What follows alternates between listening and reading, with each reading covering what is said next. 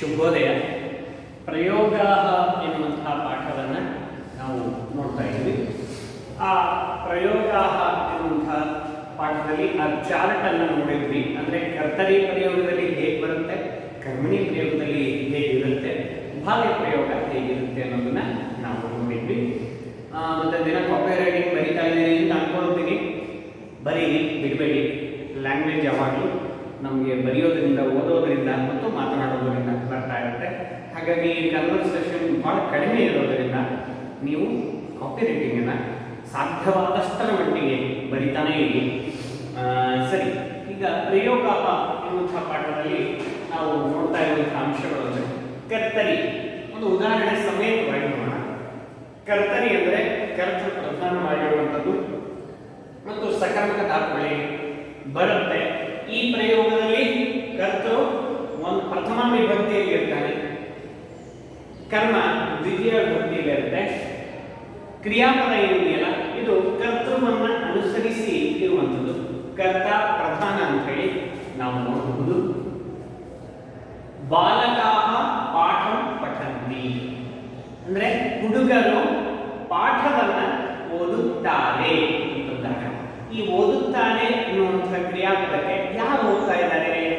ಬಾಲಕಾಹ. ಹಾಗಾದ್ರೆ ಕರ್ತೃಗಳು ಯಾರು? ಹುಡುಗರು. ಪಾಠಂ ಏನನ್ನು ಓದ್ತಾ ಇದ್ದಾರೆ ಅಂತಂದ್ರೆ ಪಾಠಂ ಕರ್ಮಪದ. ಹಾಗಾದ್ರೆ ಕರ್ತೃ, ಕರ್ಮ ಮತ್ತು ಕ್ರಿಯಾ ಈ ಮೂರು ಇರೋದ್ರಿಂದ ಮತ್ತು ಈ ಕ್ರಿಯಾ ಈ ವಾಕ್ಯದಲ್ಲಿ ಕರ್ತೃ ಪ್ರಧಾನವಾಗಿರೋದ್ರಿಂದ ಇದನ್ನ ಕರ್ತರಿ ಪ್ರಯೋಗ ಅಂತ ಹೇಳಿ ನಾವು ಕರೆಯಬಹುದು. ಇನ್ನು ಕರ್ಮಣಿ ಪ್ರಯೋಗ ಬಾಲಕೈಹಿ ಪಾಠ ಪಠ್ಯತೆ. ಇದು ಸ್ವಲ್ಪ ಚೇಂಜ್ ಆಗಿ ನಿಮಗೆ ಹೊಸದಾಗಿ ನಾನು ಹೇಳಿದ್ದೀನಿ. ಬಾಲಕಾಹ ಅಂತಿರೋದ್ರಿಂದ ಇಲ್ಲಿ ಬಹುವಚನವನ್ನು ನಾನು ಮತ್ತೆ ತಗೊಂಡಿದ್ದೀನಿ. ಬಾಲಕೈಹಿ ಬಾಲಕರಿಂದ ಆಗುತ್ತೆ. ಕರ್ಮಣಿ ಪ್ರಯೋಗದಲ್ಲಿ ಕರ್ತೃಪದ ಏನಾಗಿರುತ್ತೆ? ತೃತೀಯ ವಿಭಕ್ತಿಯಲ್ಲಿರುತ್ತೆ. ಪಾಠ ಎನ್ನುವಂಥದ್ದು ಪ್ರಥಮ ವಿಭಕ್ತಿ, ಅಂದರೆ ಕರ್ಮ ಪ್ರಧಾನವಾಗಿರುವುದರಿಂದ ಪ್ರಥಮ ವಿಭಕ್ತಿಯಲ್ಲಿ. ಯಾವುದೇ ಪ್ರಧಾನವಾಗಿರುವಂಥದ್ದು ಪ್ರಥಮ ವಿಭಕ್ತಿಯಲ್ಲಿ ಬರ್ತದೆ. ಅದನ್ನು ನೋಡಿಕೊಂಡು ಕೂಡ ನಾವು ಕರ್ತರಿನೋ ಕರ್ಮಣಿನೋ ಅಂತ ಹೇಳಿ ನಾವು ತಿಳಿಯಬಹುದು. ಮತ್ತೊಂದು ಅಂದ್ರೆ ಪಠಂತಿ ಇದ್ದು ಪಠಧಾತು ಯಕಾರ ಸೇರ್ಕೊಂಡು ಪಠ್ಯತೆ ಅಂತ ಹೇಳಿ ರೂಪ ಆಗಿರುತ್ತೆ. ಅದನ್ನು ನೋಡಿಕೊಂಡು ಸಹಿತ ನಾವು ಅದು ಕರ್ತರಿನೋ ಕರ್ಮಣಿನೋ ಯಾವುದು ಅಂತ ಹೇಳಿ ನಾವು ಕಂಡುಹಿಡಿಕೊಳ್ಳಬಹುದು. ಹಾಗಾದ್ರೆ ಬಾಲಕರಿಂದ ಪಾಠವು ಓದಲ್ಪಡುತ್ತದೆ ಅಂತಂದಾಗ ಇಲ್ಲಿ ಕರ್ಮ ಪ್ರಧಾನ. ಯಾಕೆ ಓದಲ್ಪಡುತ್ತದೆ? ಏನು ಓದಲ್ಪಡುತ್ತದೆ? ಪಾಠವು ಓದಲ್ಪಡುತ್ತದೆ. ಸರಿ, ಯಾರಿಂದ ಓದಲ್ಪಡುತ್ತದೆ? ಬಾಲಕೈಹಿ ಅಂತ ಈ ರೀತಿ ಪ್ರಶ್ನೆಗಳು ಬರೋದ್ರಿಂದ ಇಲ್ಲಿ ಕರ್ಮ ಪ್ರಧಾನವಾಗಿರುವಂಥದ್ದು. ಈ ಕರ್ಮ ಪ್ರಧಾನವಾಗಿರೋದ್ರಿಂದ ಈ ಪಾಠ ಎನ್ನುವಂಥದ್ದು ಯಾವ ಲಿಂಗ ಯಾವ ವಚನದಲ್ಲಿದೆಯೋ ಅದೇ ಲಿಂಗ ಅದೇ ವಚನವನ್ನ ಅನುಸರಿಸಿ ಕ್ರಿಯಾಪದವು ವರ್ತಿಸ್ತದೆ. ಇಲ್ಲಿ ಆಗಬೇಕಾದ್ರೆ ಕರ್ತೃವಿನ ಲಿಂಗ ಮತ್ತು ವಚನಗಳನ್ನ ಅನುಸರಿಸಿ ಪಠಂತಿ ಅಂತ ಹೇಳಿ ಬಹುವಚನ ರೂಪವನ್ನ ಮಾಡ್ಕೊಂಡಿದ್ದೀವಲ್ಲ, ಹಾಗೆ ಇಲ್ಲಿ ಬಾಲಕೈಹಿ ಪಠ್ಯಂತೆ ಅಂತ ಹೇಳಿ ರೂಪ ಆಗುವುದಿಲ್ಲ. ಯಾಕೆ? ಇಲ್ಲಿ ಕರ್ಮ ಪ್ರಧಾನ ಆಗಿರೋದ್ರಿಂದ ಕರ್ಮ ಪದವಾದಂತಹ ಪಾಠ ಎನ್ನುವಂಥದ್ದು ಯಾವ ಲಿಂಗ ಯಾವ ವಚನದಲ್ಲಿದೆ ಅದನ್ನು ಅನುಸರಿಸಿ ಕ್ರಿಯಾಪದವು ತನ್ನ ಬದಲಾವಣೆಯನ್ನು ಮಾಡಿಕೊಳ್ಳುತ್ತೆ. ಹಾಗಾಗಿ ಪಠ್ಯತೆ ಪ್ರಥಮ ಪುರುಷ ಏಕವಚನದಲ್ಲಿ ಅದು ಇರುವಂಥದ್ದು. ಈ ಎರಡೂ ಕೂಡ ಅರ್ಥ ಆಗಿದೆ ಅನ್ಕೊಳ್ತೀನಿ. ಇನ್ನು ಮೂರನೇದು ಯಾವುದು? ಭಾವ್ಯ ಪ್ರಯೋಗ. ಇದರಲ್ಲಿ ಕರ್ಮ ಇರೋದೇ ಇಲ್ಲ. ಕರ್ಮ ಇಲ್ಲದೆ ಇರುವಂತಹ ಕ್ರಿಯಾಪದ ಮತ್ತು ಕರ್ತೃಪದ ಈ ಎರಡೇ ಇರುವಂತಹ ಈ ಪ್ರಯೋಗಗಳಿಗೆ ಭಾವ್ಯ ಪ್ರಯೋಗ ಅಂತ ಹೇಳಿ ಕರೀತೀವಿ. ಬಾಲಕೈಹಿ ಧಾವ್ಯತೆ. ಇದೊಂದು ಪಕ್ಕ ನೆನಪಿಟ್ಕೊಳ್ಳಿ. ಪ್ರಥಮ ಪುರುಷ ಏಕವಚನದಲ್ಲಿಯೇ ಈ ಕ್ರಿಯಾಪದ ಇರುವುದು. ಯಾಕೆ ಅಂದರೆ ಇದು ಕ್ರಿಯಾ ಪ್ರಧಾನವಾದಂತಹ ಧಾತು ಆದ್ದರಿಂದ ಈ ಪ್ರಯೋಗ ಆದ್ದರಿಂದ ಧಾವ್ಯತೆ ಅನ್ನೋದು ಪ್ರಥಮ ಪುರುಷ ಏಕವಚನ. ಇಲ್ಲಿ ಯಾವುದೇ ಸಂಖ್ಯೆಯಲ್ಲಿ ಯಾವುದೇ ಲಿಂಗ ಯಾವುದೇ ವಚನದಲ್ಲಿ ಇರಲಿ, ಆದರೆ ಇದು ಮಾತ್ರ ಒಂದೇ ಪ್ರಥಮ ಪುರುಷ ಏಕವಚನದಲ್ಲಿಯೇ ಇರ್ತದೆ. ಬಾಲಕೈಹಿ ಬಾಲಕರಿಂದ ಧಾವ್ಯತೆ ಓಡಲ್ಪಡುತ್ತದೆ ಹೇಳಿ. ಹಾಗಾಗಿ ರೂಪ ಸರಿಯಾಗಿದೆ, ನಮಗೆ ಎಂತೇನು ಕಾಣಿಸ್ತಾ ಇಲ್ಲ. ಬಾಲಕೈಹಿ ಧಾವ್ಯತೆ. ಇಲ್ಲಿ ಕರ್ಮ ಪದ ಇಲ್ಲ, ತೃತೀಯ ವಿಭಕ್ತಿ ಇದೆ ಮತ್ತು ಧಾವ್ಯತೆ ಎನ್ನುವಂಥದ್ದು ಅಕರ್ಮಕ ಧಾತು ಇರೋದ್ರಿಂದ ಇದನ್ನ ಭಾವೇ ಪ್ರಯೋಗ ಅಂತ ಹೇಳಿ ನಾವು ಕರೀತೇವೆ. ಸಾಕಷ್ಟು ಉದಾಹರಣೆಗಳನ್ನ ನೀವು ಕೊಟ್ಟಿದ್ದಾರೆ. ಮೋಸ್ಟ್ಲಿ ನಮಗೆ ನೀವು ಆ ಚಾರ್ಟ್ ಅನ್ನು ನೋಡಿದ ತಕ್ಷಣ ಬೇಕಾದಷ್ಟು ಅರ್ಥ ಆಗಿರುತ್ತೆ ಪ್ರಯೋಗಗಳಲ್ಲಿ. ಇನ್ನೇನು ಡೌಟ್ಸ್ ಇರ್ಲಿಕ್ಕಿಲ್ಲ. ಡೌಟ್ಸ್ ಇದ್ರೂ ಸಹಿತ ನೀವು ನನ್ನ ನಂಬರ್ಗೆ ಮೆಸೇಜ್ ಮಾಡಿ. ಏನಾದರೂ ಡೌಟ್ಸ್ ಇತ್ತು, ಇಲ್ಲಪ್ಪ ನಮಗೆ ಇದು ಅರ್ಥ ಆಗಿಲ್ಲ ಅಂತಾದರೆ ಇದು ನಿಮ್ಮ ಗ್ರೂಪ್ ಒಂದು ಮಾಡ್ಕೊಂಡಿದ್ರಲ್ಲ ಅದಕ್ಕೆ ಒಂದು ಮೆಸೇಜ್ ಅನ್ನು ಹಾಕಿ ನಾನು ಮತ್ತೊಮ್ಮೆ ನಿಮ್ಮ ವಿವರಣೆಯನ್ನು ಕೊಡ್ತೀನಿ. ಪಾಯಿಂಟ್ ಔಟ್ ಮಾಡ್ಕೊಂಡು ಮಾತ್ರ ಮರಿಬೇಡಿ, ಎಲ್ಲಿ ತಪ್ಪಾಗಿದೆ, ಎಲ್ಲೆಲ್ಲಿ ನಾವು ಕಲ್ತ್ಕೊಳ್ಬೇಕು ಅನ್ನೋದನ್ನ. ಮತ್ತೆ ಈ ಪಾಠವನ್ನು ಸುಮ್ಮನೆ ಒಂದು ಸರ್ತಿ ಓದ್ತೀವಿ, ಮೊನ್ನೆ ಓದಿರಲಿಲ್ಲ. ಪ್ರಯೋಗ ಸರಿ, ಪ್ರಯೋಗ ತ್ರಿಪ್ರಕಾರಕ ಭವಂತಿ. ನಿಮಗೆ 9ನೇ ತರಗತಿಯಲ್ಲಿ ಇದನ್ನು ಓದಿರೋದ್ರಿಂದ ಮತ್ತೆ ಎಕ್ಸ್ಟ್ರಾ ನಿಮಗೆ ಹೇಳೋಲ್ಲ. ಪ್ರಯೋಗಗಳು 3 ರೀತಿಯಾಗಿವೆ: ಕರ್ತರಿ, ಕರ್ಮಣಿ ಮತ್ತು ಭಾವೆ ಅಂತೇಳಿ. ಪ್ರಯೋಗ ಕರ್ತರಿಯಲ್ಲಿ ಕರ್ತೃಪದ ಪ್ರಥಮ ವಿಭಕ್ತಿಯವಾಗಿರುತ್ತದೆ, ಕರ್ಮಪದ ದ್ವಿತೀಯ ವಿಭಕ್ತಿಯವಾಗಿರುತ್ತದೆ, ಕ್ರಿಯಾಪದ ಕರ್ತೃವನ್ನ ಅನುಸರಿಸಿ ಇರ್ತದೆ. ಅಲ್ಲಿ ಪರಸ್ಮಯ ಪದವಾಗಿರ್ಬೋದು, ಆತ್ಮೀಯ ಪದವಾಗಿರ್ಬೋದು, ಸಕರ್ಮಕ ಧಾತುವಿಗೆ ಬರುವಂಥದ್ದು. ಹೀಗೆ ಅದರ ಚಾರ್ಟ್ ಅನ್ನು ನಾವು ನೋಡಿದ್ದೇವೆ. ಇನ್ನು ಕರ್ತರಿ ಪ್ರಯೋಗ ಕ್ರಿಯಾಯಾಹ ಕರ್ತ ಸಹ ಸಂಬಂಧ ಭವತಿ. ಕ್ರಿಯೆಯು ಕರ್ತೃವಿನ ಒಟ್ಟಿಗೆ ಸಂಬಂಧವನ್ನು ಪಡೆದಿರುತ್ತೆ. ಅದು ಹೇಗೆ ವರ್ತಿಸುತ್ತೋ ಹಾಗೆ ಇರುತ್ತೆ. ಕರ್ತೃಪದ ಪ್ರಥಮ ವಿಭಕ್ತಿ ಅಂತ ಭವತಿ. ಕರ್ತೃಪದ ಏನಾಗಿರುತ್ತೆ? ಯಾವಾಗಲೂ ಪ್ರಥಮ ವಿಭಕ್ತಿಯಲ್ಲೇ ಇರ್ತದೆ. ಕರ್ತರಿ ಪ್ರಯೋಗದಲ್ಲಿ 3 ವಚನಗಳಲ್ಲಿ ಇರಬಹುದು. ಅಂದ್ರೆ ಏಕವಚನ, ದ್ವಿವಚನ, ಬಹುವಚನ ಯಾವುದಿಲ್ಲಾದರೂ ಇರಬಹುದು, ಆದರೆ ಪ್ರಥಮ ವಿಭಕ್ತಿಯಲ್ಲಿ ಇರ್ತದೆ. ಕರ್ಮಪದ ದ್ವಿತೀಯ ವಿಭಕ್ತಿ ಅಂತ ಭವತಿ. ಅದು ಕೂಡ ಏಕವಚನ ಆಗಿರ್ಬೋದು, ಬಹುವಚನ ಆಗಿರ್ಬೋದು, ದ್ವಿವಚನ ಆಗಿರ್ಬೋದು, ಯಾವುದೇ ವಚನದಲ್ಲಿ ಇರ್ಬೋದು, ಆದರೆ ದ್ವಿತೀಯ ವಿಭಕ್ತಿ ಕಂಪಲ್ಸರಿ ಆಗಿದೆ. ಕ್ರಿಯಾಪದ ಪರಸ್ಮೈಪದಿ ಆತ್ಮನೇಪದೇ ವಾ ಭವತಿ. ಹಾಗಾದ್ರೆ ಸಕರ್ಮಕ ಆಗಿರುತ್ತೆ. ಪರಸ್ಮೈಪದದ ಧಾತುಗಳಾಗಿರ್ಬೋದು, ಆತ್ಮನೇಪದದ ಧಾತುಗಳು ಕೂಡ ಆಗಿರಬಹುದು. ಕ್ರಿಯಾಪದ ಕರ್ತೃಪದಾನುಗುಣಂ ಪುರುಷಂ ವಚನಂಚ ಲಭತೆ. ಕ್ರಿಯಾಪದ ಏನಾಗಿದೆ? ಕರ್ತೃಪದದ ಪುರುಷ ಮತ್ತು ವಚನಗಳನ್ನು ಅನುಸರಿಸಿ ತಾನು ಕೂಡ ತನ್ನ ಬದಲಾವಣೆಯನ್ನ, ಅಂದ್ರೆ ಅದು ಏಕವಚನ ಆಗಿದ್ರೆ ಏಕವಚನ, ಕರ್ತೃ ಏಕವಚನದಲ್ಲಿದ್ದರೆ ಕರ್ತೃ, ಇದರಲ್ಲಿ ಭಾಗ ಅಂತೇಳಿ ಬಹುವಚನ ಇರೋದ್ರಿಂದ ಆ ಕ್ರಿಯಾಪದವು ಕೂಡ ಬಹುವಚನವಾಗಿ ಕನ್ವರ್ಟ್ ಆಗಿದೆ. ಛಾತ್ರಾಹ ಕಥಾಂ ಲಿಖತಿ, ಛಾತ್ರಾಹ ಕಥಾಂ ಲಿಖಂತಿ ಅಂತ ಮಾಡಬೇಕು. ಛಾತ್ರಃ ಅಂತಾದ್ರೆ ಕಥಾಂ ಲಿಖತಿ. ಏನಾಗಿದೆ? ವಿದ್ಯಾರ್ಥಿಗಳು ಕಥೆಯನ್ನ ಲಿಖತಿ ಬರೀತಾ ಇದ್ದಾನೆ. ವಿದ್ಯಾರ್ಥಿಗಳು ಕಥಾಂ ಕಥೆಯನ್ನ ಲಿಖಂತಿ ಬರೀತಾ ಇದ್ದಾರೆ. ಕರ್ಮಣಿ ಪ್ರಯೋಗ ಕ್ರಿಯಾಯ ಕರ್ಮಣ ಸಹ ಸಂಬಂಧ ಭವತಿ. ಕ್ರಿಯೆ ಏನಾಗ್ತಾ ಇದೆ ಇಲ್ಲಿ? ಕರ್ಮಣಿ ಪ್ರಯೋಗದಲ್ಲಿ ಕರ್ಮದ ಒಟ್ಟಿಗೆ ಕ್ರಿಯೆಯು ಸಂಬಂಧವನ್ನ ಹೊಂದಿರುತ್ತೆ. ಕರ್ತೃಪದ ತೃತೀಯ ವಿಭಕ್ತಿ ಅಂತ ಭವತಿ. ನಿಮಗೆ ಗೊತ್ತೇ ಇದೆ. ಕರ್ಮಪದ ಪ್ರಥಮ ವಿಭಕ್ತಿ ಅಂತ ಭವತಿ, 1ನೇ ವಿಭಕ್ತಿಯಲ್ಲಿ ಇರುತ್ತೆ. ಸರ್ವಾಣಿ ಕ್ರಿಯಾಪದಾನಿ ಆತ್ಮನೇಪದೀನೇವ ಭವತಿ. ಈ ಕ್ರಿಯಾಪದ ಏನಾಗಿರುತ್ತೆ ಕರ್ಮಣಿ ಪ್ರಯೋಗದಲ್ಲಿ? ಆತ್ಮನೇಪದದಲ್ಲಿ ಮಾತ್ರ ಇರುತ್ತೆ. ಆತ್ಮನೇಪದಿಯಲ್ಲಿಯೇ ಇರಬೇಕು, ಸಕರ್ಮಕ ಧಾತುಗಳು ಆಗಿರಬೇಕು. ಈ ಭವೆ ಪ್ರಯೋಗದಲ್ಲೂ ಕೂಡ ಆತ್ಮನೇಪದದಲ್ಲಿ ಇರುವಂತಹ ಧಾತುಗಳು ಮಾತ್ರ ಇದನ್ನ ಕನ್ಸಿಡರ್ ಮಾಡ್ಕೊಳ್ತೀವಿ. ಸರ್ವಾಣಿ ಕ್ರಿಯಾಪದಾನಿ ಆತ್ಮನೇಪದೀನೇವ ಭವಂತಿ. ಕ್ರಿಯಾಪದ ಕರ್ಮಪದಾನುಗುಣಂ ಪುರುಷಂ ವಚನಂಚ ಲಭತೆ. ಕ್ರಿಯಾಪದ ಏನಾಗಿದೆ? ಕರ್ಮಪದವನ್ನು ಅನುಸರಿಸಿ ತನ್ನ ಪುರುಷ ಮತ್ತು ವಚನಗಳನ್ನ ಚೇಂಜ್ ಮಾಡಿಕೊಳ್ಳುತ್ತೆ. ಪ್ರಥಮ ಪುರುಷರಾಗಿರ್ಬೋದು, ಮಧ್ಯಮ ಪುರುಷರಾಗಿರ್ಬೋದು, ಉತ್ತಮ ಪುರುಷರಾಗಿರ್ಬೋದು. ಅದು ಯಾವ ರೀತಿ ಇದೆ ಅದನ್ನ ಚೇಂಜ್ ಮಾಡಿಕೊಳ್ಳುತ್ತೆ. ಇಲ್ಲಿ ಉದಾಹರಣೆಗೆ ಬಾಲಕೀಹಿ, ಬಾಲಕರಿಂದ ಅಂತ ಬಹುವಚನ ಇದ್ರೂ ಕೂಡ ಕರ್ಮಪದವು ಏಕವಚನವಾಗಿದೆ ಅದರಿಂದ ಅದನ್ನು ಅನುಸರಿಸಿ ಕ್ರಿಯಾಪದವು ಏಕವಚನದಲ್ಲಿಯೇ ಇದೆ, ಪ್ರಥಮ ಪುರುಷದಲ್ಲಿಯೇ ಇದೆ. ಕರ್ಮಣಿ ಪ್ರಯೋಗ ಕ್ರಿಯಾಪದೆ ಪ್ರಾಯಃ ಧಾತೋಃ ಪರಂ ಯಕಾರಃ ಶ್ರೂಯತೆ. ನಾರ್ಮಲಿ ಏನಾಗುತ್ತೆ? ಕರ್ಮಣಿ ಪ್ರಯೋಗದಲ್ಲಿ ಕ್ರಿಯಾಪದದಲ್ಲಿ ಯಕಾರ ಅನ್ನೋದು ನಮಗೆ ಕೇಳಿಸುತ್ತೆ. ಯಕಾರ ಅನ್ನೋದು ಕೇಳಿಸುತ್ತೆ. ಆದ್ದರಿಂದ ಅದನ್ನು ಕೂಡ ನೀವು ನೆನಪಲ್ಲಿ ಇಟ್ಕೊಳ್ಬಹುದು. ಛಾತ್ರೇಣ ಕಥಾ ಲಿಖ್ಯತೆ. ಛಾತ್ರೇಣ ಕಥಾ ಲಿಖ್ಯತೆ. ಹುಡುಗರಿಂದ ಅಥವಾ ವಿದ್ಯಾರ್ಥಿಯಿಂದ ಕಥೆಯು ಬರೆಯಲ್ಪಡುತ್ತದೆ. ಭಾವೆ ಪ್ರಯೋಗ ಕರ್ತೃಪದ ತೃತೀಯ ವಿಭಕ್ತಿಯಿಂದ ಭವತಿ. ಕರ್ತೃಪದ ತೃತೀಯ ವಿಭಕ್ತಿಯಲ್ಲಿ ಇರುತ್ತದೆ. ಕರ್ಮಪದ ಭವತಿ. ಕರ್ಮಪದ ಇರೋದೇ ಇಲ್ಲ. ಸರ್ವಾಣ್ಯಪಿ ಕ್ರಿಯಾಪದಾನಿ ಆತ್ಮನೇಪದೀನೇವ ಭವತಿ. ಆತ್ಮನೇಪದಿಯಲ್ಲಿ ಮಾತ್ರ ಇರುವುದು ಕ್ರಿಯಾಪದ. ಕ್ರಿಯಾಪದ ಪ್ರಥಮ ಪುರುಷ ಏಕವಚನೇವ ಭವತಿ. ಪ್ರಥಮ ಪುರುಷ ಮತ್ತು ಏಕವಚನದಲ್ಲಿಯೇ ಇರುತ್ತದೆ ಕ್ರಿಯಾಪದದಲ್ಲಿ, ಯಾವುದೇ ಚೇಂಜಸ್ ಆಗೋದೇ ಇಲ್ಲ. ಭಾವೆ ಪ್ರಯೋಗ ಕ್ರಿಯಾಪದೆ ಯಕಾರ ಶ್ರೂಯತೆ. ಅದು ಕೂಡ ಆತ್ಮನೇಪದಿ ಕೇಳಿಸುತ್ತೆ. ಕರ್ತರಿ ಪ್ರಯೋಗ ಬಾಲಕಃ ಪಾಠಂ ಪಠತಿ. ಕರ್ಮಣಿ ಪ್ರಯೋಗದಲ್ಲಿ ಬಾಲಕೇನ ಪಾಠಃ ಪಠ್ಯತೆ, ಬಾಲಕಾಃ ಪಾಠಂ ಪಠಂತಿ, ಬಾಲಕೈಃ ಪಾಠಃ ಪಠ್ಯತೆ.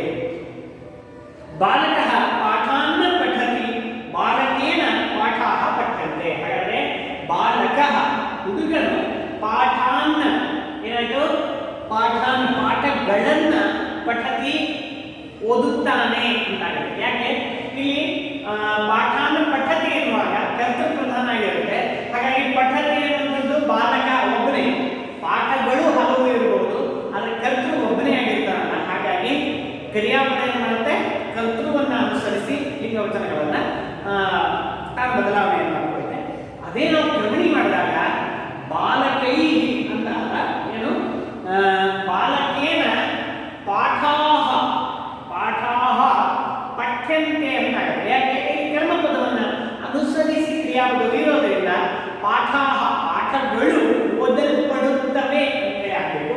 ಹಾಗಾಗಿ ಪಠ್ಯಂತೆ ಅಂತೇಳಿ ಬಹುವಚನವನ್ನು ಕೊಡಬಹುದು. ಬಾಲಕ ಪಾಠಾನ್ ಪಠತಿ ಕರ್ತರಿ ಪ್ರಯೋಗ, ಬಾಲಕೇನ ಪಾಠಾಹ ಪಠ್ಯಂತೆ ಕರ್ಮಣಿ ಪ್ರಯೋಗ. ಇದು ಅರ್ಥ ಕೊಡ್ತೀನಿ.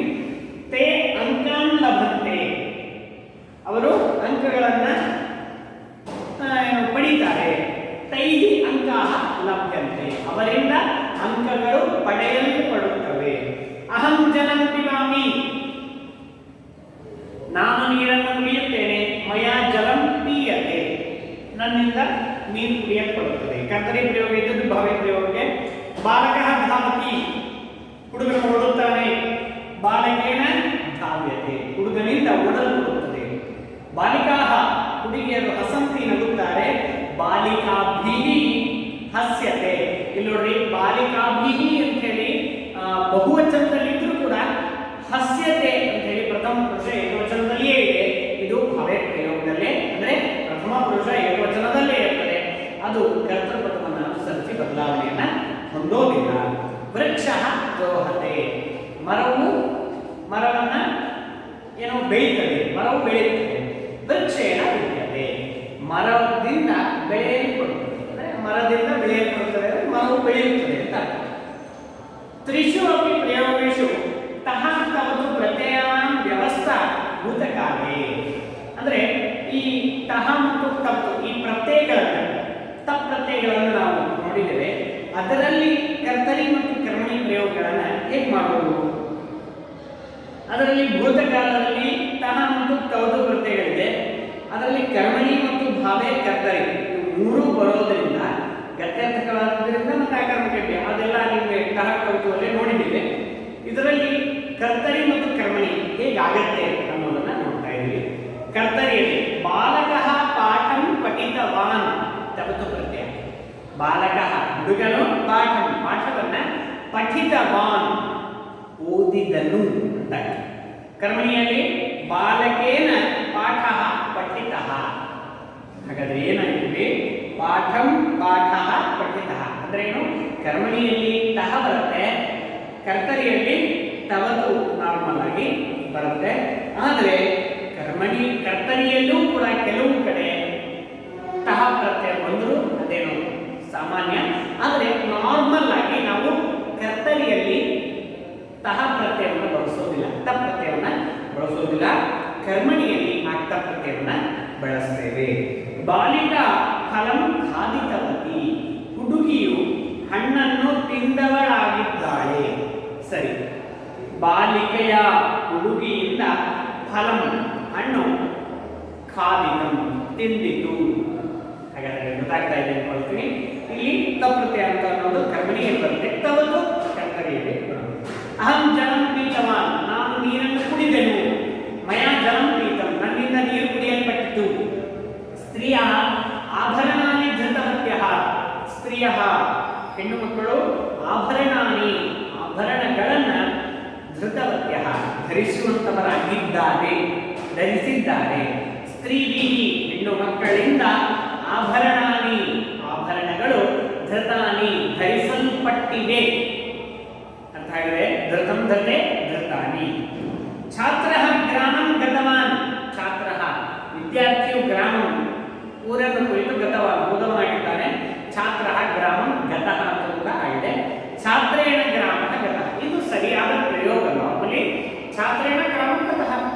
ಛಾತ್ರ ಗ್ರಾಮಂ ಗತವಾನ್ ಅನ್ನೋದು ಸರಿಯಾದ ಒಂದು ಪ್ರಯೋಗ. ಇದು ಕೂಡ ಬಳಸಬಹುದು, ತಪ್ಪಂತೇನಿಲ್ಲ. ಆದರೂ ತವತು ಪ್ರತ್ಯಯವನ್ನು ನಾರ್ಮಲಿ ಕರ್ತರಿಯಲ್ಲಿ ಬಳಸ್ತೇವೆ, ತಹ ಪ್ರತ್ಯಯವನ್ನು ಕರ್ಮಣಿಯಲ್ಲಿ ಬಳಸ್ತೇವೆ.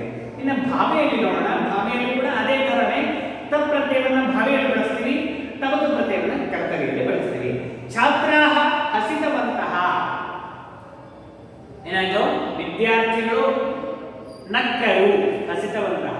ಛಾತ್ರೈ ಹಸಿತಂ, ವಿದ್ಯಾರ್ಥಿಗಳಿಂದ ನಗಲ್ಪಟ್ಟಿತು. ಇಲ್ಲಿ ಪ್ರಥಮ ಪುರುಷ ಏಕವಚನದಲ್ಲೇ ಇರ್ತದೆ. ಇಲ್ಲೂ ಕೂಡ ಮತ್ತೆ ಚೇಂಜ್ ಆಗೋದೇ ಇಲ್ಲ. ಹಸಿತಂ ಅಂದ್ರೆ ಪ್ರಥಮ ವಿಭಕ್ತಿ ಏಕವಚನದಲ್ಲೇ ಇರ್ತದೆ. ಇಲ್ಲಿ ಒಂದು ಸ್ವಲ್ಪ ಚೇಂಜ್ ಮಾಡ್ಕೋಣ, ಯಾಕಂದ್ರೆ ತಪ್ ಪ್ರತ್ಯಯ ಇದ್ರೆ ಅದು ಧಾತು ಆಗಲ್ಲ, ಶಬ್ದವಾಗಿ ಕನ್ವರ್ಟ್ ಆಗುತ್ತಲ್ಲ. ಇದು ನೆನಪಿದೆಯಾ? ತಹ ತವತೋಲಿ. ಹಾಗೇನೆ ಇಲ್ಲಿ ಪ್ರಥಮ ವಿಭಕ್ತಿ ಏಕವಚನದಲ್ಲೇ ಇರುತ್ತದೆ. ಬಾಲಿಕಾ ಧಾವಿತವತಿ, ಹುಡುಗಿಯು ಓಡಿದಳು. ಬಾಲಿಕೆಯ ಧಾವಿತಂ, ಹುಡುಗಿಯಿಂದ ಓಡಲ್ಪಟ್ಟಿತು. ಸಹ ತತ್ರ ಸ್ಥಿತಃ, ಅವನು ಅಲ್ಲಿ ನಿಂತಿದ್ದಾನೆ. ತೇನ ತತ್ರ ಸ್ಥಿತಂ, ಅವನಿಂದ ಅಲ್ಲಿ ನಿಲ್ಲಲ್ಪಟ್ಟಿದೆ. ಅರ್ಥ ಆಗಿದೆ ಕೊಡ್ತೀನಿ. ಹಾಗಾದ್ರೆ ತಪ್ ಪ್ರತ್ಯಯ ಇದು ಚಾರ್ಜಿಂದಲ್ಲಿ ಏನೂ ಇಲ್ಲ, ಭೂತಕಾಲ ಇದೆ. ಭೂತಕಾಲದಲ್ಲಿ ತವತು ಪ್ರತ್ಯಯ ಕರ್ತರಿಯಲ್ಲಿ ಎಲ್ಲಾ ಧಾತುಗಳಿಗೆ ಬರುತ್ತೆ. ತಪ್ ಪ್ರತ್ಯಯ ಕರ್ತರಿ ಮತ್ತು ಕರ್ಮಣಿಯಲ್ಲೇ ನಾರ್ಮಲ್ ಆಗಿ ಬರುವಂಥದ್ದು. ಕರ್ತರಿಯಲ್ಲಿ ಕೆಲವು ಸರ್ತಿ ಗತ್ಯಾರ್ಥಕವಾಗಿದ್ರೆ ಕರ್ತರಿಯಲ್ಲಿ ಬರುತ್ತೆ ಅಂತ, ಅದಕ್ಕೆ ಗತಃ ಅಂತ ಹೇಳಿ. ಅಲ್ಲಿ ಗತ್ಯಾರ್ಥಕವಾಗಿದ್ದಾಗ ಮಾತ್ರ ಕರ್ತರಿಯಲ್ಲಿ ಬರ್ತದೆ. ಮೊದಲೇ ಯಾವುದೇ ಕಡೆನೂ ತಪ್ ಪ್ರತ್ಯಯ ಬರೋದೇ ಇಲ್ಲ.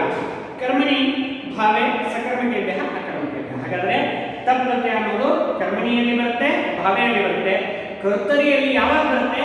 ಗತ್ಯಾರ್ಥಕವಾಗಿದ್ರೆ ಮತ್ತು ಅಕರ್ಮಕವಾಗಿದ್ರೆ ಬರುವಂಥದ್ದು ಅಂತೇಳಿ ಈ ಚಾರ್ಟ್ ಹೇಳ್ತಾ ಇದೆ.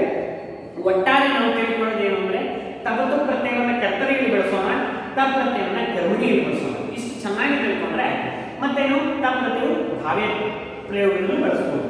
ಹಾಗಾದ್ರೆ ಈ ಕರ್ಮಣಿ ಮತ್ತು ಭಾವೆ ಎರಡೂ ಸೇಮ್ ಅಂದ್ರೆ ಆತ್ಮನೇ ಮೊದಲ ಧಾತುಗಳಿಗೆ ಮಾತ್ರ ಬರುತ್ತೆ.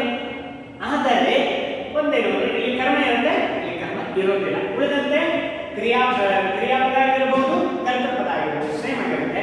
ಆದರೆ ಈ ಕ್ರಿಯಾಪದ ಏನಾಗುತ್ತೆ? ಕರ್ಮಪದವನ್ನು ಅನುಸರಿಸಿ ತನ್ನ ವಚನ ಮತ್ತು ಲಿಂಗಗಳನ್ನು ಚೇಂಜ್ ಮಾಡಿಕೊಳ್ಳುತ್ತೆ. ಆದರೆ ಇಲ್ಲಿ ಕ್ರಿಯಾಪದ ಪ್ರಥಮ ಪುರುಷ ಏಕವಚನದಲ್ಲೇ ಇರುತ್ತೆ. ಹಾಗಾದ್ರೆ ಪ್ರಯೋಗ ಕರ್ತರಿ ಮತ್ತು ಕರ್ಮಣಿ ಭಾವೆ ಈ ಮೂರು ಪ್ರಯೋಗಗಳು ನಿಮಗೆ ಅರ್ಥ ಆಗಿದೆ ಅನ್ಕೊಳ್ತೀನಿ. ಒಂದ್ಸತಿ ಈ ಪಾಠವನ್ನು ಕೂಡ ನಾನು ಓದಿದ್ದೇನೆ. ಹಾಗಾದ್ರೆ ನಿಮ್ಗೆ ಏನಾದರೂ ಡೌಟ್ಸ್ ಇದ್ದರೆ ನಿಮ್ಗೆ ನಾರ್ಮಲಿ ಹೇಳಿದ್ದಿಲ್ಲ, ಯಾಕಂದ್ರೆ 9th ಇದೇ ಪಾಠವನ್ನು ಕೇಳಿದ್ದೀರಿ. ಹಾಗಾದ್ರೆ ಇದನ್ನ ಒಂದ್ಸತಿ ನೀವು ನೋಡ್ಕೊಳ್ಳಿ. ಇದರ ಮೇಲೂ ಅರ್ಥ ಆಗದೆ ಹೋದ ಪಕ್ಷದಲ್ಲಿ ನನಗೆ ನೀವು ಮೆಸೇಜ್ ಮಾಡಿರಿ. ಕಾಪಿ ರೈಟಿಂಗ್ ಮಾತ್ರ ಮರಿಬೇಡಿ.